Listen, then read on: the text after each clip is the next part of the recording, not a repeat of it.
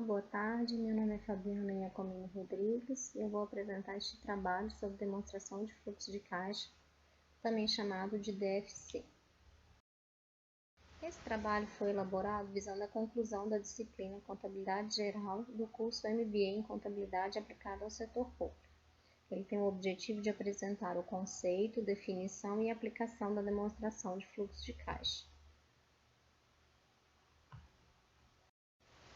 Relevância do tema. O tema é importante uma vez que a demonstração do fluxo de caixa é um demonstrativo de publicação obrigatória para as empresas com capital social superior a 2 milhões de reais. A partir delas, investidores e usuários da informação contábil podem ter uma visão mais crítica e próxima da realidade sobre o fluxo de caixa das empresas. A metodologia do trabalho foi desenvolvido pesquisando bibliografia relacionada ao tema, pesquisa em sites de empresas que elaboram e divulgam a DFC, observando a teoria aplicada à prática. Revisão da literatura. Literatura básica da demonstração de fluxo de caixa é a Lei 6.404, alterada pela Lei 11.638 de 2007, o pronunciamento técnico 03 do Código de Pronunciamento Contábil e o Manual de Contabilidade Societária da FIPECAF. A aplicação da pesquisa pode ser observada nas demonstrações de fluxo de caixa pesquisadas na internet, no site das empresas Oi Telefonia, Asa Alimentos, Eletronorte. A história da DFC.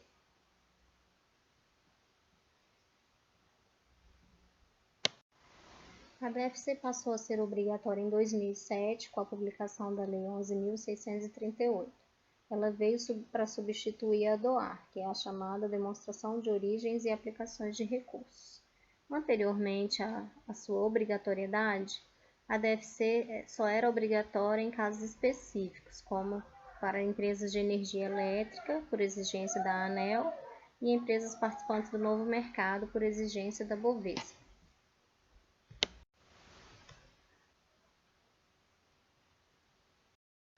O objetivo da DFC.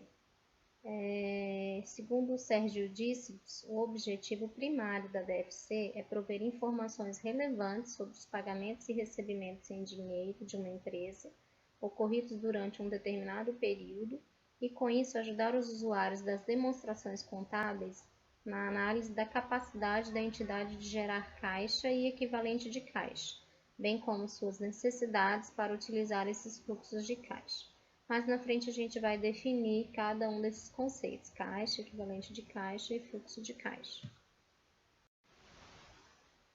As empresas devem elaborar a demonstração de fluxo de caixa em atendimento à Lei 11.638 de 2007 e de acordo com os requisitos do CPC 03, como parte integrante das suas demonstrações contábeis ao final de cada exercício.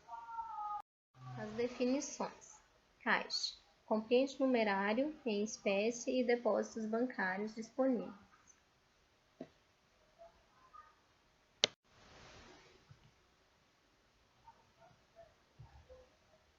Equivalentes de caixa. São aplicações financeiras de curto prazo, de alta liquidez, que são prontamente conversíveis em montante conhecido de caixa e que estão sujeitas a um insignificante risco de mudança de valor. Para reconhecer um investimento como um equivalente de caixa, é necessário o atendimento de 3 requisitos: ser de curto prazo, de alta liquidez e apresentar insignificante risco de mudança de valor. Quanto ao entendimento de curto prazo, o CPC utiliza exemplos que tenham investimentos que sejam resgatáveis até 3 meses da sua aquisição, ou seja, não será considerado equivalente de caixa, por exemplo, um título do governo federal com prazo de vencimento de 2 anos e 3 meses antes do seu vencimento, ele não vai ser considerado equivalente de caixa. Ele só vai ser considerado equivalente de caixa se esse mesmo título de governo federal com prazo de 2 anos for adquirido 3 meses antes da sua liquidação. Aí sim o CPC entende que é um equivalente de caixa. São exemplos de equivalentes de caixas: cadernetas de poupança, CDBs, RDBs, pré-fixados, títulos públicos de alta liquidez.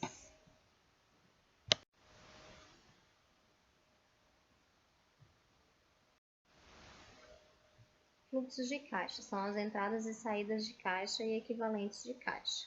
Uma única transação pode incluir fluxos de caixas classificados em mais de uma atividade. Por exemplo, quando o desembolso de caixa para pagamento de empréstimo inclui tanto os juros como o principal, a parte dos juros é classificada como atividade operacional e a parte do principal deve ser classificada como atividade de financiamento.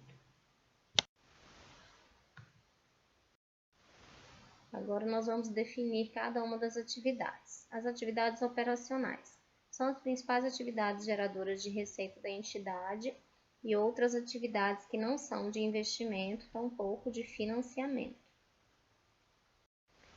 Alguns exemplos de atividades operacionais, exemplos de entradas: recebimento pela venda de produtos e serviços à vista, recebimento de vendas a prazo, recebimento de aluguéis.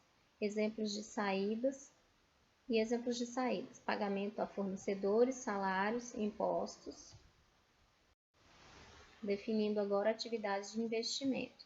São as referentes à aquisição e à venda de ativos de longo prazo e de outros investimentos não incluídos nos equivalentes de caixa.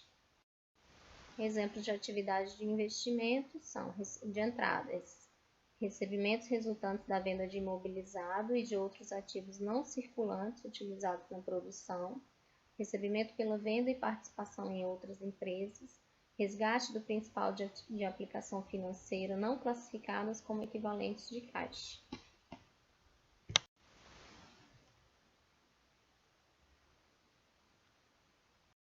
Atividades de investimento, exemplos de saída: pagamentos no momento da compra de terrenos, edificações, equipamentos e outros ativos fixos utilizados na produção, aquisição de títulos patrimoniais de outras empresas ou instrumentos de dívidas de outras entidades, desembolso de empréstimo concedido pela empresa. Definições de atividades de financiamento: representam as atividades que utilizam do caixa da empresa para o pagamento de dividendos aos acionistas, amortização de empréstimos e resgate de ações, entre outros.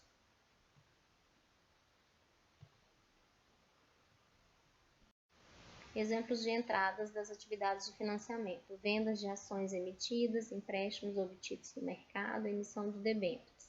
Exemplos de saídas: pagamentos de dividendos e juros sobre capital próprio ou outras distribuições aos donos, pagamentos de empréstimos obtidos, exceto juros. Apresentação da DFC.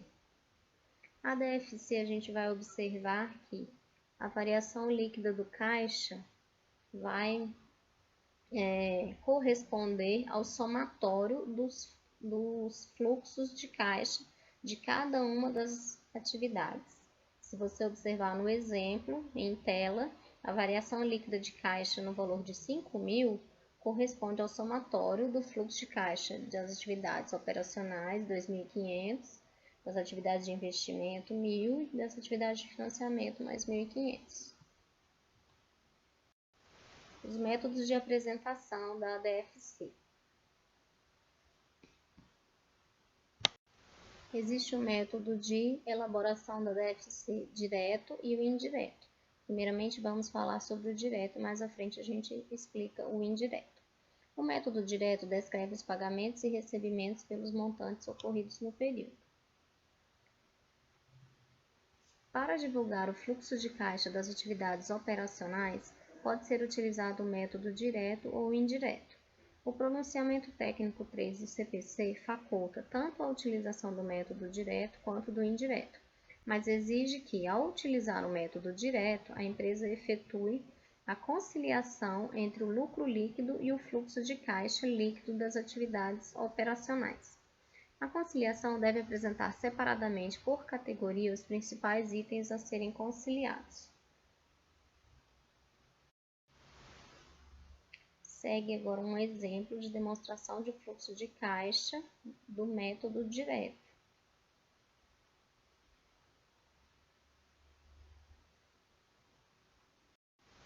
Método de apresentação indireta. O método indireto é o mais utilizado pelas empresas e parte do lucro líquido do período para explicar a variação no caixa, demonstrando qual parcela do resultado impactou o caixa. Abaixo um exemplo que parte do resultado do período, faz os ajustes para chegar nas despesas líquidas geradas pelas atividades operacionais. Ressaltamos que o método indireto apenas altera a apresentação das contas no fluxo de atividades operacionais. Exatamente, o método de apresentação, direto ou indireto, é somente para o fluxo de atividades operacionais. Os demais fluxos de investimento e de financiamento não se alteram, independente do método utilizado pela empresa.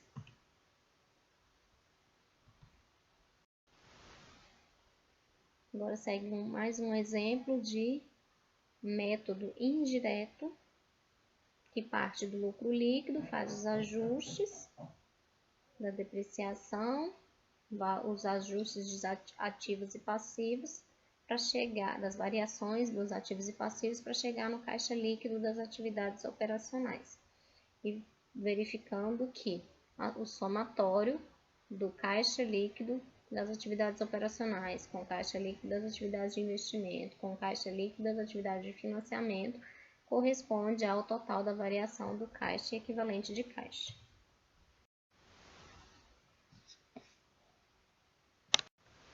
Considerações finais. O controle do fluxo de caixa sempre foi e ainda é amplamente utilizado por qualquer tipo de pessoa ou negócio, pois o gerenciamento das entradas e saídas de caixa é a base para todo o planejamento e posterior tomada de decisão. Para que fosse possível a comparação entre a posição financeira dos recursos de caixa das empresas, foi criada a DFC, que no Brasil passou a ser exigida como demonstração contábil obrigatória com a criação da Lei 11.638 de 2007, embora já fosse evidenciada como informação complementar por algumas empresas específicas. A segregação da DFC em atividades operacionais, de investimento e de financiamento torna possível uma melhor análise da composição da variação de caixa. Para se elaborar a DFC, é preciso seguir algumas técnicas que utilizam as informações de outras demonstrações contábeis, como o balanço patrimonial, a DRE e a demonstração das mutações do patrimônio líquido. Esse tipo de estudo, com a realização desse trabalho, procurou-se demonstrar o conceito e a aplicação da DFC e seus métodos de elaboração. Esse trabalho é importante, pois pretende auxiliar estudantes e profissionais da contabilidade para um maior conhecimento da DFC.